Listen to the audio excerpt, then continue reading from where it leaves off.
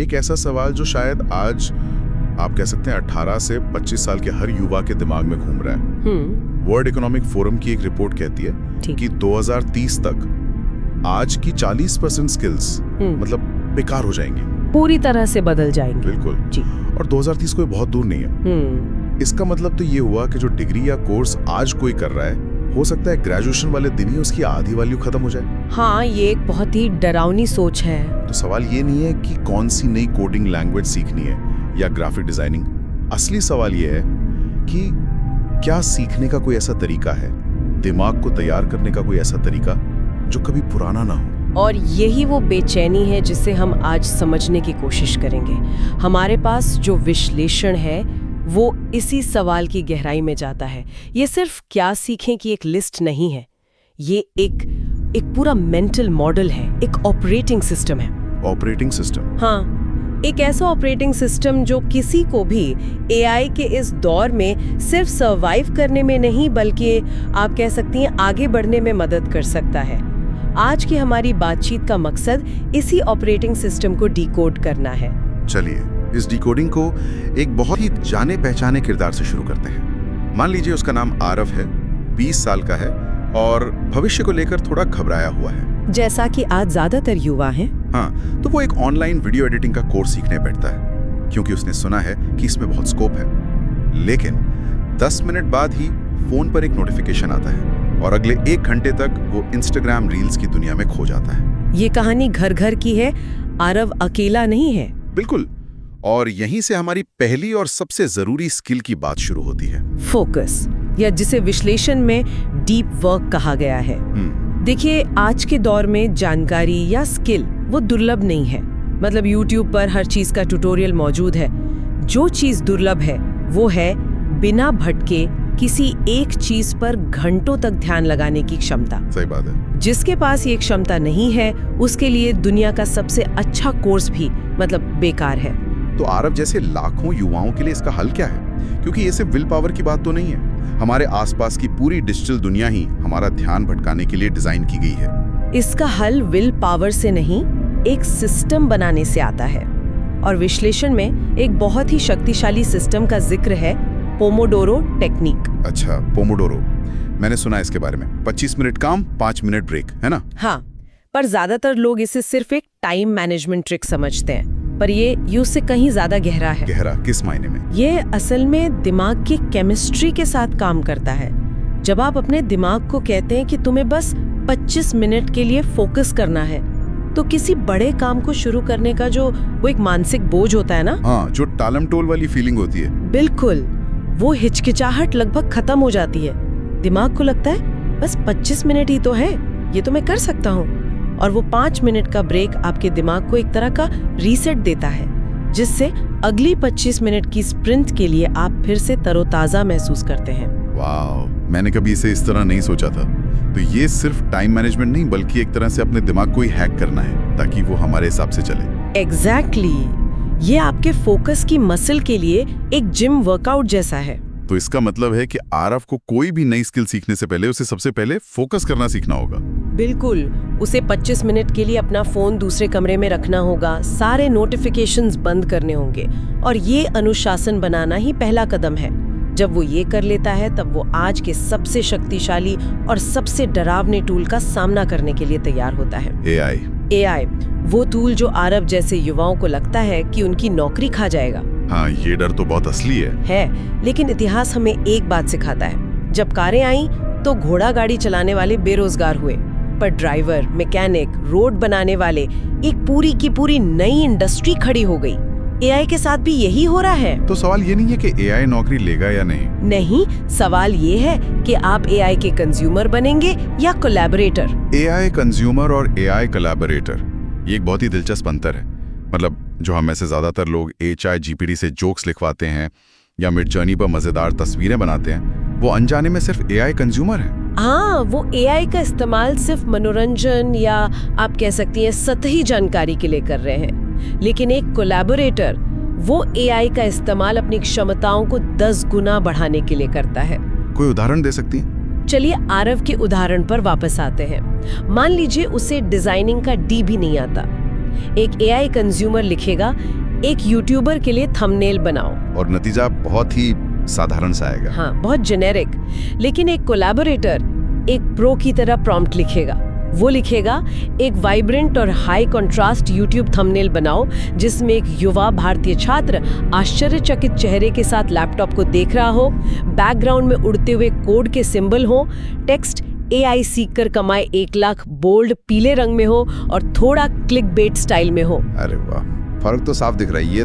ये तो एआई को निर्देश देना है, उससे काम करवाना है। बिल्कुल, आप एआई को अपना जूनियर असिस्टेंट बना रहे हैं। ये तो कमाल है। इसका मतलब है कि सही प्रॉम्प्ट लिखना अपने आप में एक बहुत बड़ी स्किल है। मतलब आरव जिसे लिखना नहीं आता वो चैट जीपीटी को कह सकता है एक मोटिवेशनल स्पीकर की तरह 1 मिनट की यूट्यूब शॉर्ट्स के लिए स्क्रिप्ट लिखो, हुक मजबूत हो और अंत में कॉल टू एक्शन हो। और वो सीखते सीखते कमाना शुरू कर सकता है। और बाजार को ऐसे ही लोगों की जरूरत है। क्रिएटर्स को, कंपनियों को स्पीच चाहिए। बिल्कुल, उन्हें ऐसे लोग चाहिए जो एआई की मदद से अच्छी क्वालिटी का काम बहुत तेजी से कर सकें। जो एआई को अपना सहयोगी बना लेगा वो इस रेस में बहुत आगे निकल जाएगा। ठीक है, तो अब हमारा किरदार आरव फोकस करना सीख गया है। वो एआई को एक सहयोगी की तरह इस्तेमाल भी कर रहा है। वो एआई से थंबनेल बना रहा है, स्क्रिप्ट लिखवा रहा है। पर यहाँ एक और जाल है ना, सिर्फ टूल चलाना सीख लेना ही काफी नहीं है। ये सबसे बड़ी गलतफहमी है जो आज के युवाओं में है। हजारों लोग हैं जो प्रीमियर प्रो या डाविंची रिजॉल्व का कोर्स कर लेते हैं और खुद को प्रोफेशनल वीडियो एडिटर कहने लगते हैं। हाँ, सर्टिफिकेट मिल जाता है। मुझे याद है जब मैंने पहली बार वीडियो एडिटिंग शुरू की थी तो मैंने घंटों से फैंसी ट्रांजिशन सीखने में लगा दिए थे। मेरे वीडियो तकनीकी रूप से तो ठीक थे पर उनमें कोई जान नहीं थी, वो बोरिंग थे। तो वो जान या वो जादू कहाँ से आता है? अगर वो सिर्फ सॉफ्टवेयर के बटन्स में नहीं है तो फिर कहाँ है? वो जादू सॉफ्ट स्किल्स में है। एडिटिंग का असली मतलब कट्स और ट्रांजिशन लगाना नहीं है। एडिटिंग का असली मतलब है कहानी को विजुअली कहना, दर्शकों की भावनाओं को कंट्रोल करना, उनकी सोच के साथ खेलना। जैसे कब म्यूजिक को बढ़ाना है ताकि टेंशन पैदा हो। बिल्कुल, या कब स्क्रीन को कुछ सेकंड के लिए ब्लैक रखना है ताकि कही गई बात का असर हो। सॉफ्टवेयर तो बस एक हथियार है, असली कला तो उसे चलाने वाले के दिमाग में है। मैं समझ गया। तो अगर किसी को बेहतर एडिटर बनना है तो उसे सिर्फ ट्यूटोरियल देखने से आगे बढ़ना होगा। हाँ, उससे अपनी फील्ड के टॉप क्रिएटर्स के काम को फ्रेम दर फ्रेम डीकंस्ट्रक्ट करना चाहिए। वो कौन सा साउंड इफेक्ट इस्तेमाल कर रहे हैं, टेक्स्ट का एनिमेशन कैसा है, पेसिंग कैसी है, अच्छा, वो ये क्यों कर रहे हैं ये समझना होगा। एग्जैक्टली। जब वो ये क्यों समझना शुरू कर देगा तब वो एक टूल ऑपरेटर से एक आर्टिस्ट बनेगा। हार्ड स्किल और सॉफ्ट स्किल का ये मेल, यही असली गेम चेंजर है। ठीक है, तो अब आरव फोकस कर सकता है, एआई को डायरेक्ट कर सकता है और अपनी स्किल के पीछे की कला को भी समझता है। अब उसके पास वैल्यू है। अगला कदम क्या है? इस वैल्यू को दुनिया को दिखाना। हाँ, और यहीं पर चौथी स्किल आती है, कंटेंट क्रिएशन। आज के दौर में अगर आपका काम ऑनलाइन नहीं दिखता तो एक तरह से वो मौजूद ही नहीं है। कंटेंट क्रिएशन सिर्फ इन्फ्लुएंसर बनने के बारे में नहीं है, ये अपनी एक डिजिटल प्रॉपर्टी बनाने जैसा है। ये दुनिया को बताने का तरीका है कि मैं ये काम जानता हूँ और मैं इसमें अच्छा हूँ। बिल्कुल, लेकिन कई लोग सोचते हैं कि इसके लिए बहुत महंगे कैमरे चाहिए, माइक चाहिए और शायद ये भी कि अब तो बहुत भीड़ है, कौन देखेगा। ये दोनों ही बातें बस एक बहाना है ना?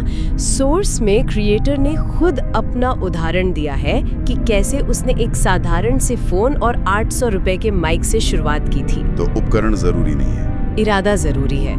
और जहाँ तक भीड़ की बात है तो हाँ, भीड़ है, लेकिन उस भीड़ से अलग दिखने का एक ही तरीका है और वो हमें हमारी 5वीं और शायद सबसे जरूरी स्किल पर लाता है, जो है स्टोरी टेलिंग। कम्युनिकेशन और स्टोरी टेलिंग। आपका थंबनेल कितना भी अच्छा हो, आपकी एडिटिंग कितनी भी क्रिस्प हो, अगर आप कैमरे के सामने या अपने लेखन से एक कहानी नहीं सुना सकते, दर्शकों से कनेक्ट नहीं कर सकते, तो सब बेकार है। लोग जानकारी के लिए आते लेकिन रुकते कहानी के लिए हैं। क्या बात है, आपने बिल्कुल सही कहा। तो एक अच्छी स्टोरी टेलिंग के हिस्से क्या होते हैं, खासकर ऑनलाइन कंटेंट के लिए? जरूर, हर सफल यूट्यूब वीडियो या इंस्टाग्राम रील में 3 हिस्से होते हैं।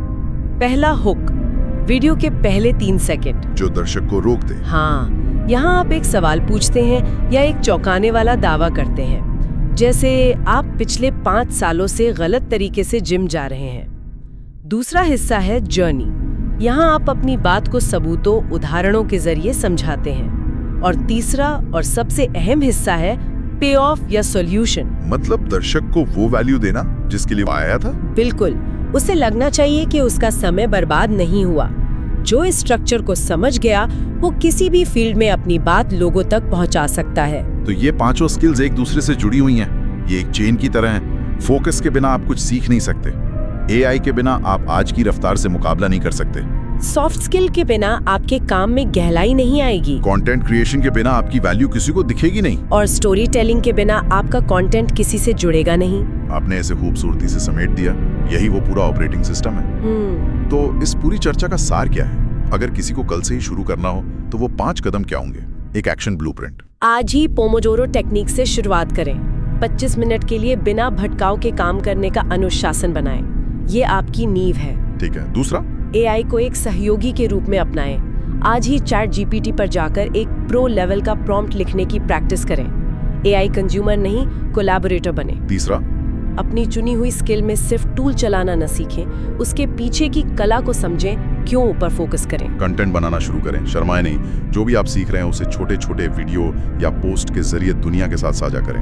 आपका पहला वीडियो शायद खराब होगा, होने दीजिए, बस शुरू करें। और 5वां, जो इन सबको एक साथ जोड़ता है, प्रभावी ढंग से संवाद करना और कहानी कहना सीखें। अपनी बात को हुक, जर्नी और पे ऑफ के स्ट्रक्चर में कहना सीखें। भविष्य का करियर ढेर सारे सर्टिफिकेट इकट्ठा करने के बारे में नहीं है।